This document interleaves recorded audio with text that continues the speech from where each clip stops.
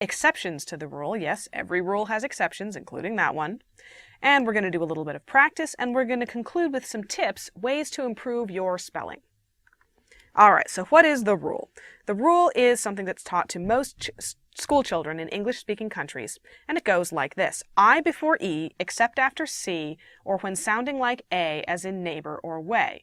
Basically, there's a lot of EI and IE vowel combinations in a lot of English words, and many English spellers have trouble keeping it straight. Is it IE or EI? Because it varies from word to word. So the rule is, in general, I comes before E, unless there's C in front of them, or the verb combination is making an A sound. So, examples.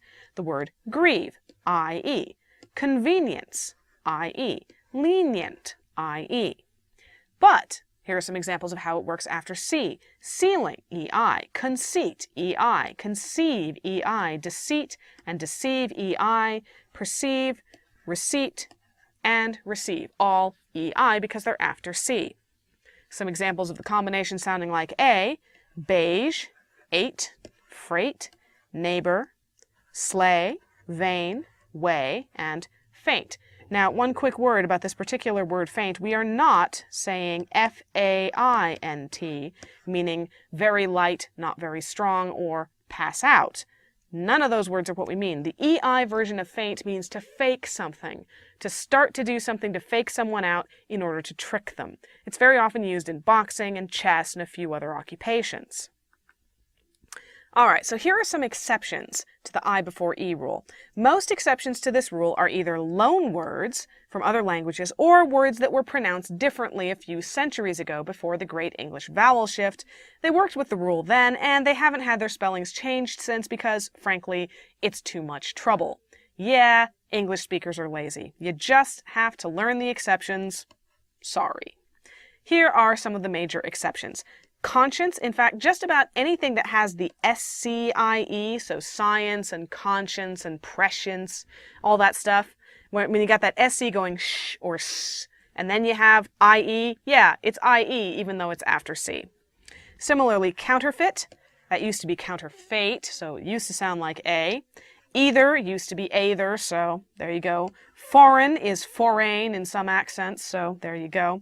Similarly, forfeit, height, leisure, neither, science, seas, seizure, species, that C-I-E when it's going she's, the C-I makes the sh sound, so they have to be together.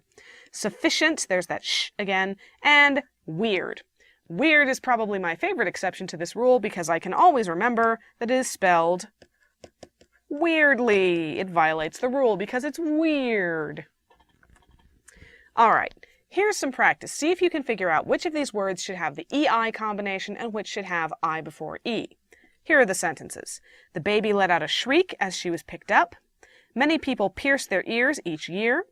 Since she retired, she has led a life of leisure. What a tangled web we weave when first we practice to deceive. Seize them, cried the king to his guards. I waited at the crossing for the freight train to pass. Charles Darwin wrote The Origin of Species. I have a grievance against your terrible spelling. The chess player risked his bishop in a feint. And you can't return that shirt without the receipt. And finally, my very favorite, English spelling is weird. Take a good look, pause the video if you need to. See if you can figure out which way to spell each of these words. All right, here are your answers. The baby let out a shriek, I before E except after C. This is a regular word, so it should be S-H-R-I-E. Shriek as she was picked up. Many people pierce their ears each year. This one was correctly spelled, I before E. Since she retired, she has led a life of leisure. That is an EI because in some accents it's leisure. It sounds like A, and so it's just kind of become one of the exceptions to the rule. What a tangled web we weave when first we practice to deceive, EI, because it comes after C.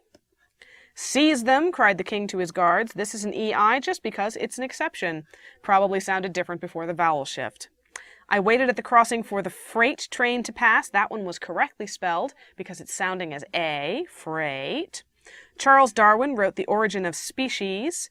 There you have the IE because it's making that sh sound and the CI makes the sh. I have a grievance That's a regular one, I before E, against your terrible spelling. The chess player risked his bishop in a feint. It's sounding as A, so it's correctly spelled EI. You can't return that shirt without the receipt. That's EI because it comes after C and it's not going sh. And finally, English spelling is weird, and weird is spelled weirdly. Here are some ways to improve your spelling. The first and most important is, of course, read. Read, read, read, read, read. The better you are at looking at words and thinking about the correct spellings and seeing the correct spellings in your head, the better you'll be at finding incorrect spellings and going, that looks wrong. So it really doesn't matter what you read as long as you like it and it's interesting and it's reasonably well spelled. Next, you can improve your spelling by playing word games like Scrabble or Words with Friends. You can do word puzzles like crosswords and jumbles. All of these games emphasize good spelling skills and force you to think about how letters fit together. It helps you remember some of these spelling tricks. Next, you can use mnemonics, which are memory tricks to help you remember tricky spelling rules. The one I like to use is that weird is spelled weirdly. It violates the rule. Next, when you write with a word processing program like Microsoft Word, keep spell check turned on. And keep a dictionary handy just because spell check is incredibly stupid, and just because a red squiggle appears in the word doesn't mean it's wrong.